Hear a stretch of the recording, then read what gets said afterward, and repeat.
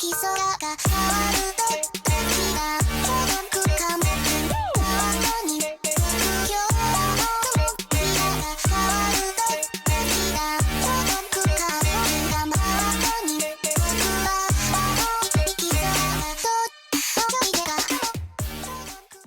guys! Welcome back to my YouTube channel.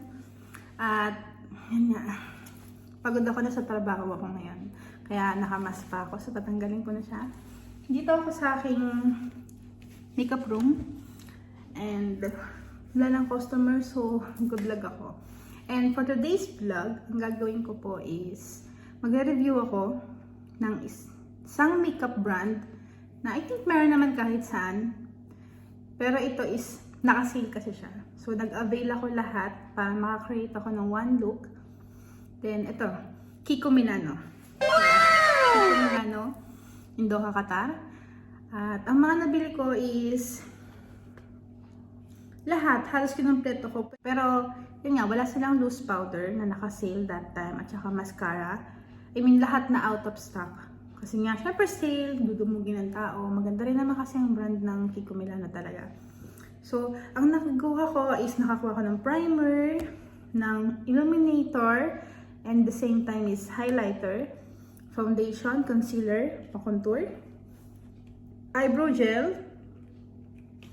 Kakuha rin ako ng dalawang klase ng eyeshadow, at baked blush and baked bronzer. Then, dalawang shades ng lipstick. Binuksan ko na siya kasi tinignan nga nila kung baka putol or damage, ganon. So yun nga, binuksan nila doon. So, tara na, umpisahan natin to at sana magustuhan nyo to mga kaso. So, magsusuot muna ako ng contact lens at babalik ako. Yan!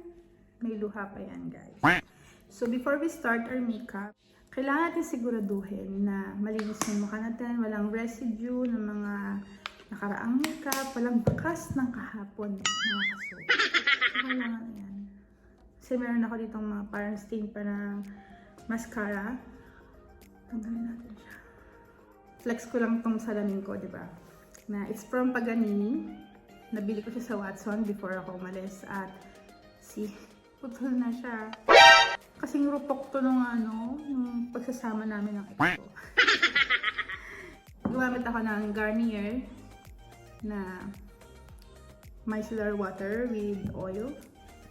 So yun yung ginagamit ko. Then after that, mag-start ako maglagay ng moisturizer. And for moisturizer, gagamit ako ng tomato glass skin.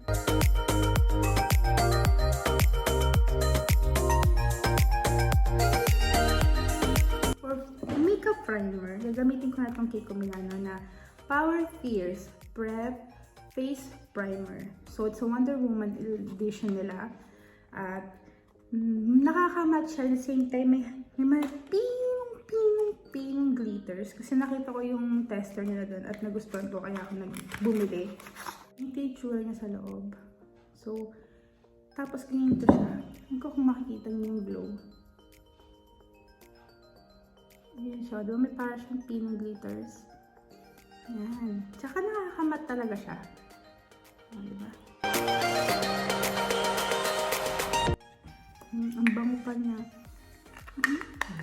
Ang bango.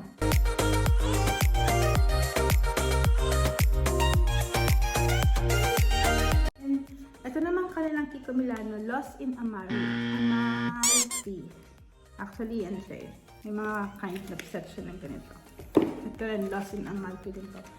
So, ito naman is jelly highlighter. But, there's a but. Jelly highlighter siya na pwedeng gawing illuminator. Para talagang ma-achieve mo yung dewy, parang shiny ka lang, ganon. So, ito siya.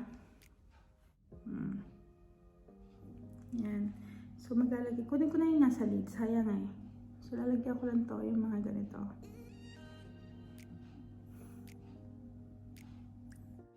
Yan, mabilis siya mag-set actually. So, kailangan talaga nahalo na siya agad. Diba? Ang ganda. Ganda, guys. I'm so in love. Then after that, you'll start with the foundation. So, nakakuha ko ng isang foundation na pinakamalapit sa skin tone ko. Kasi, more on dark na yung natira doon. So, ito ang kanilang Kiko Milano Unlimited Foundation number N40. So, it looks like this. Okay. So, nailalak siya. Nailalak yung ganito niya. I think hindi naman nalalayo. Now, we'll use Beauty Blender to blend it. Na-cover niya kagad yung ano ko, yung veins ko kahit na konti lang yung nilagay ko. It's a good thing. So, gumamit ako ng 2 pumps dito. Ano siya? Sheer coverage, but buildable. Kasi ito, binild ko to, pero ang ganda. Ito, hindi pa. Hindi ka na matakpan yung nanal ko. Nice one. Sige. Very good kayo, Kiko Milano. Pagpasensyahan niyo na ako mga kaso. Hindi kasi ako magaling sa product reviewing.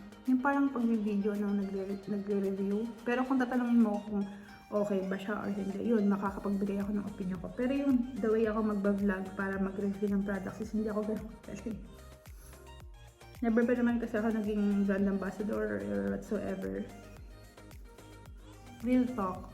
Napakagaan niya sa mukha. Parang alam mo yung pakiramdam ng may Maybelline ka sa mukha. Yung hindi siya ganun ka, hindi siya ganun ka heavy na mararamdaman mo talagang, ay, may foundation ako sa mukha. Walang ganun. I like it. Kanilang Skin Tone Concealer Corrector. So, napakaliit lang niya. Ito yung foundation. Liit niya. So, tingnan natin. Ito siya. Mas malaki pa yung sa MAC. Babasagin siya. At, ito siya. Cute. Nadugod. Okay, so we will apply it here. Okay yung shades. Yellow undertone then. Then, we will use the sponge to blend it.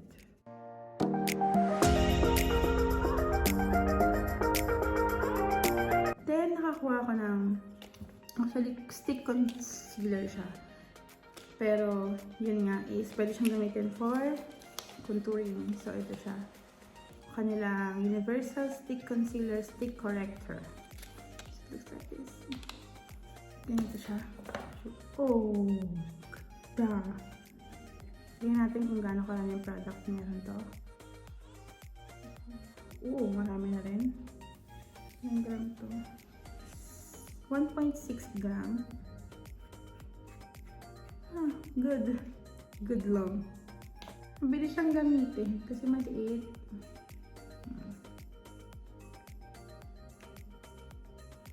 So, try natin gamitan siya ng brush. Mas maganda siya sa brush.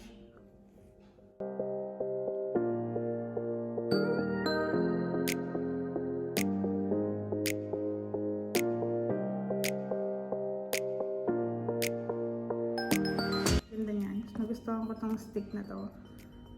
Stick concealer nila. Bibili rin ako yan. At saka naging friend ko na si ate girl doon. Na i-message doon niya ako anytime na may sale sila. So yan. Para iset naman tong look na to, yung under eye ko din. Gamit ako ng Laura Mercier na loose powder. Yan naman, ang nakuha ko is yung kanilang lasting eyebrow gel. In the shade 05. So it looks like this. Because of that, before I put that gel, gamit ako nitong brow stiletto, eyebrow soap para patayuin yung ano ko, yung mga hair ko na wala naman talaga.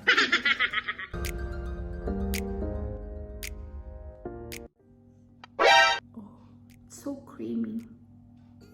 Meron ako nito before, pero hindi siya ganun ka-creamy.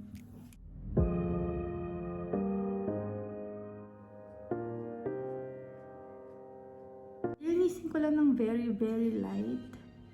Kasi nga, may parang tungkil dito. Gamit ako ng maliit na brush and yung concealer. At tapos na yung eyebrow ko. Then, punta na tayo sa eyeshadow. So, sa eyeshadow naman, dalawang klase yung binili ko. Yung kanilang wet and dry eyeshadow, isang magnetic impact, at isang high pigment eyeshadow. So, ito is para siyang mauve. Sa eyeshadow ng Kiko Milano, subok ko na. Kasi ito yung ginagamit ko talaga sa trabaho before. Dito sa salon din namin. Ito siya. Ganda niya. Ganito yung kulay niya. Yan. Yan. Ito talagang ramdam mo na para siyang creamy. So, ganda. Yan. So, kulang tayo. Konting eyeshadow. And blend it here. Soft lang na pag-blend para hindi masyadong mag-dark.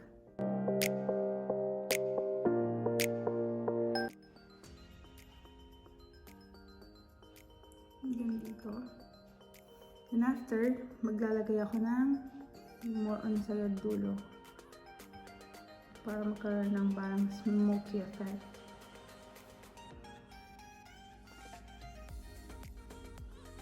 So, ito na siya. Isang eyeshadow lang ginamit ko dito, guys. But yung blending technique is yun nga. Blend mo na ng lahat. Intensify mo lang siya. Gamit yung medyo mas maliit na brush. Ganyan. Then, ito na shimmer. So, shimmer naman, kakamayin ko na lang siya. Ayan.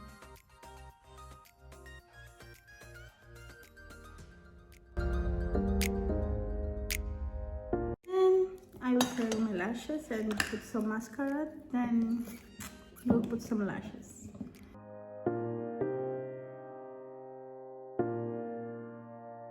Then sa lashes naman, ang gagamitin ko is itong Polash. Polash ba ka naman, di ba? Mostly sa mga makeup tutorial ko, Polash yung ginagamit ko. Kasi hindi siya ganun kabigat, hindi rin siya ganun kakapal. Napaka-convenient na gamitin. At hindi rin siya ganun ka-pricey.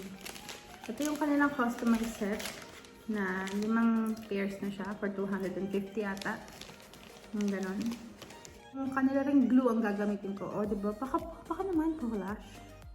Gusto ko yung Michelle D edition nila. Pero hindi ako makakuha. Kasi nga nandito ako.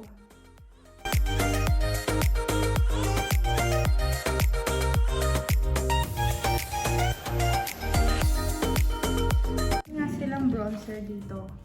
Yung bronzer nila is Kiko Milano Lost in Amalfi bronzer. This is Baked bronzer. Ang ganda! May pagayon ko siya. Sirain na natin ito. Kaya nagbukas na regalo. Then, pinto siya. Ooh! That's a nice shot! Oh, ang ganda.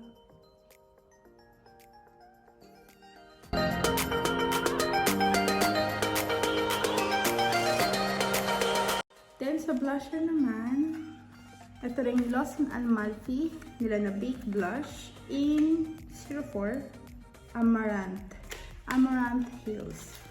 Oh, so ganito rin siya. Then it looks like this. Ganda-ganda. Then, open it. Oh my god. No. Ooh.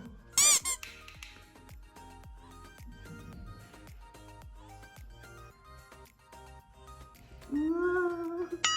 Sobrang pink. Ba't ang ganda ng pagka-pink niya? Ang pigment niya, guys. Nagmukha akong geisha. Yung mga pink dito. There. I used this one as illuminator din. Oh, ang glowy. Ang bango rin niya. Hindi siya yung masakit na mabango. Kasi ako medyo ano ko eh. Nata-turn up ako sa mga cosmetics na masyadong mabango. I don't like that. But this one, the smell is ano lang, napaka normal lang at ano.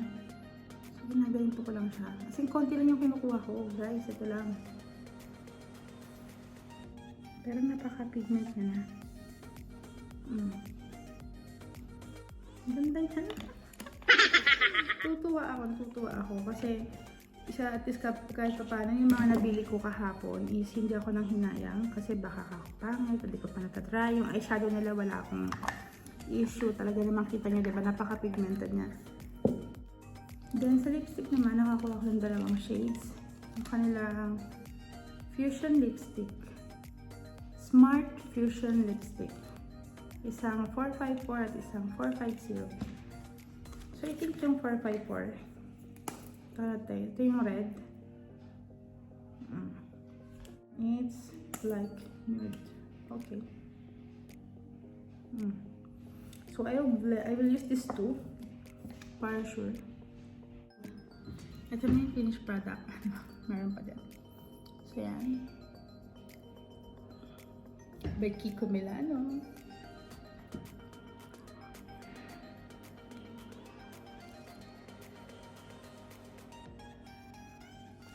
Ayusin ko yung buhok ko at magkapasok na lang ako mamaya ng pictures for montage. Thank you guys. And if you haven't subscribed on my YouTube channel, please don't forget to subscribe, like, and share to your friends and families.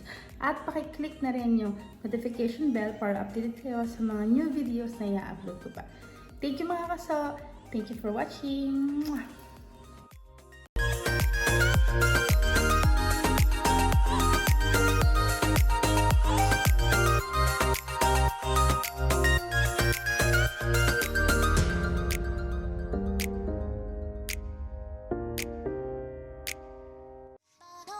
Kiko Milano